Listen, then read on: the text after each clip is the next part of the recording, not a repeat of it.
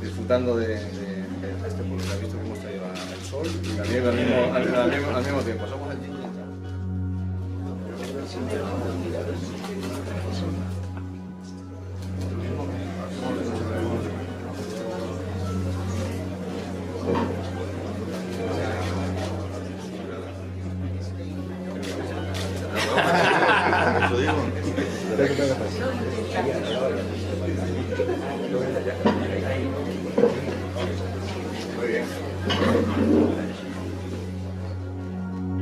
Es un fiel amante de la gastronomía y convirtió su primer proyecto, el Hotel Ruta Imperial, en un referente de la zona y un referente de restauración y de los eventos en la zona. Hoy gestiona Ruta Imperial Gastroeventos y la Casa de Comidas El Labrador y actúa como responsable gastronómico de esta edición. Cuando queráis.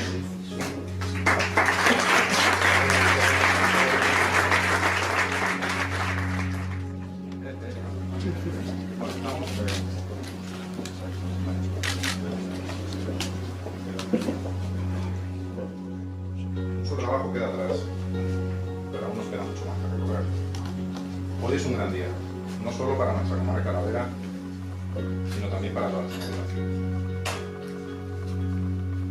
Y lo es sobre todo porque nuestro padrino, de la Costa, ha querido estar presente en este nuevo generador de recursos, que a buen seguro marcará un antes y un después en nuestra gastronomía y todo lo que ella conlleva. A nivel personal me resulta muy difícil presentar aquí que no solo porque es el espejo de guiarme profesionalmente, sino también lo es por su calidad humana. Y que, muchísimas gracias.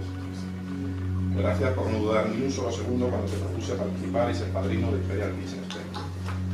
Gracias porque como colombiano promocionas tu tierra por cada continente. Y sobre todo gracias por lo que aportas a la gastronomía del mundo. Muchas gracias de corazón. Gracias, hermano.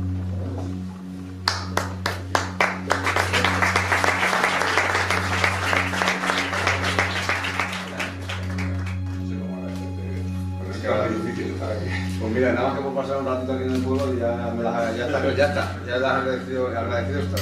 Y agradecido estoy a ti y al proyecto, como decía antes, ¿no? Un poco siguiendo en el vínculo, ¿no? Yo creo que es muy importante que se generen estas iniciativas, son trascendentales, para que nos ilusionemos nada más y para que parezca que el mundo y que suceda nos mire, que vea qué estamos haciendo y que generen iniciativas que sean valiosas primero también para que nuestro ego, el ego bien entendido, sirva para generar ilusiones, ¿no?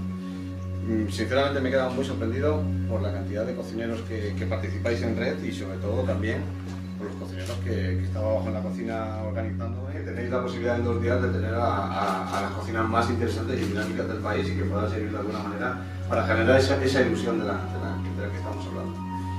Yo creo mucho en este modelo. Extremadura, creo absolutamente en Extremadura, creo que cada uno de los puestos, no necesariamente tienen que ser restaurantes gastronómicos, ni con estrellas, ni cosas de este tipo. Tenéis en Extremadura Atrio, ¿no? Que es posiblemente en estos tiempos tan relevante su trabajo a nivel internacional, como luego restaurantes que representan la cocina popular extremeña, los guisos tradicionales que son tan valiosos o más, porque hay veces que todo se canaliza por la gastronomía entendida desde los 3 estrellas, 2 estrellas, 1 estrella, pero esto es lo que menos la gente visita. Al final la Denia, por ejemplo, ¿no? Lo que menos se visita en el restaurante, cuando se hablan de gastronomía, y hemos conseguido que Denia sea ciudad creativa por la gastronomía reconocida por la UNESCO.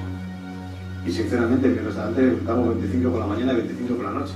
Y pasa muchísima gente por los restaurantes porque se genera una ilusión, ¿no? Y yo creo que este puede ser el detonante de una ilusión renovada en beneficio de todos, ¿no?